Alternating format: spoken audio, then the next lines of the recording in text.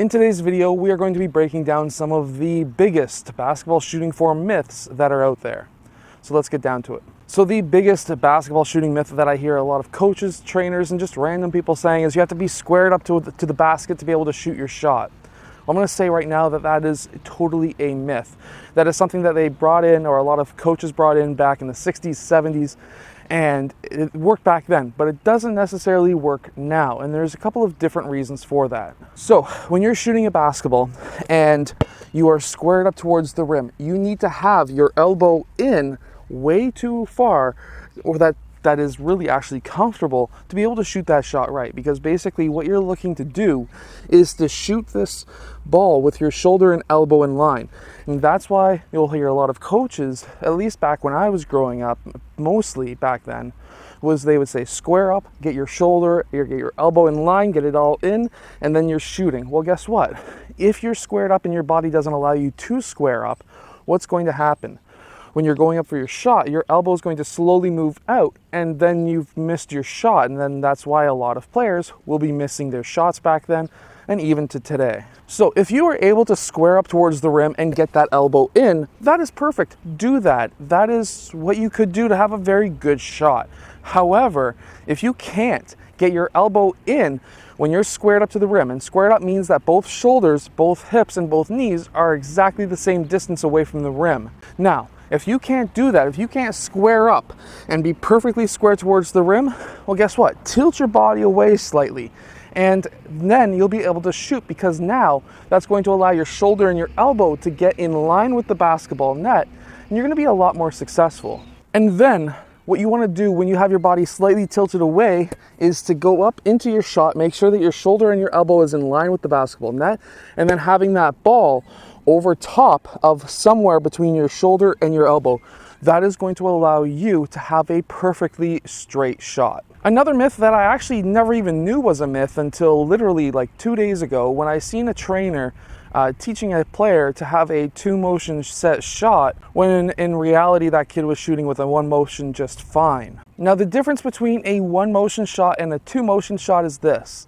A 1-motion shot is when you get that ball and you go straight into your shot without freezing and pausing at your forehead. Meanwhile, with a 2-motion set shot, you'll get that ball, you'll freeze at the forehead or somewhere around your head, and then you'll release. Now there's benefits to both. However, if your player is shooting in the 30 to 45% range from 3 at a younger age, that's really good, and I wouldn't be switching them over to a 2-motion. The only thing that the 2-motion is good at is if you're a very, very strong player, somebody like a LeBron James as an example, and you have way too much power to shoot with a 1-motion, then a 2-motion will work better for you because it takes a lot of your power away. Which then just gets me into my next point. If you feel like you're not getting enough power in your shot, of course you can use more legs. That is one way you can get more power into your shot. However, if you have a 2-motion set shot, try switching over to a 1, and that just may give you more power.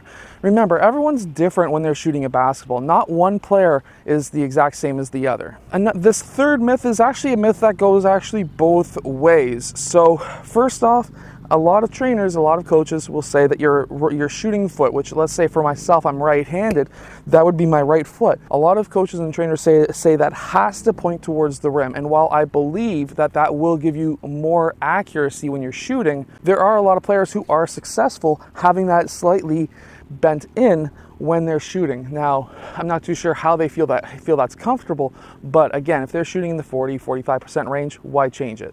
Meanwhile, a myth like this one is actually correct, where when you shoot and you have a follow-through, you want to hold that follow-through. And there's a big reason behind this, and that myth was actually correct. And that is because when you're shooting the basketball and you release the ball, if you release it too early and you pull back down before you even release, you could be messing up with the ball's trajectory, and of course, that's not good. So you want to hold that follow through. You want to have your elbow above your eyes, above your forehead if you can, And that's going to give you a lot of arc and also a lot of accuracy that comes along with that. Now, for some odd reason, a few years ago, a myth came out saying that you don't need to use your fingertips when you're shooting a basketball. There was a myth that said, shoot from your palm, and that's going to give you the best option, the best way to be able to shoot. Well, I'm going to tell you right now that it's partially correct and also partially incorrect. So, when you're shooting with your palm, that means that your palm is on the ball. And when that happens, basically, you're not going to have the same grip on the ball. I'll give you an example. If I'm trying to keep my palm on the ball and I'm trying to palm the ball, it's not going to work.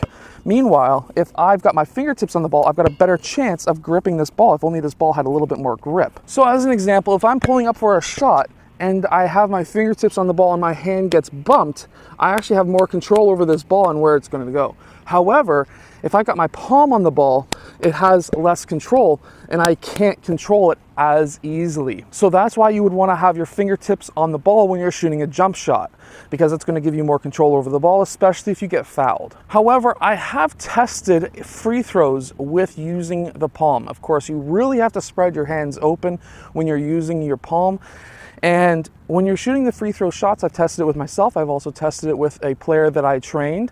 We each took 100 free throws, and it ended up being that both of us shot 5% better. Meanwhile, we took 50 more shots from mid-range, 25 from each side, and they were dribble up pull-ups. And we shot with our palms at that point, and we were actually major 20% worse with our palms only. So what does that tell you? Yes, for free throws, palm may work better. However, in game, you're going to want to use your fingertips. That is a myth that is busted, because with fingertips, you're going to have that space between your palm. You're going to have more control over the ball and where it's going to go. So there's some myths that I just busted for you. I hope that you've enjoyed today's video. If you have, hit that like button and subscribe. Make sure to go check out all of the equipment that I use down in the description below. And I'll see you guys again next time.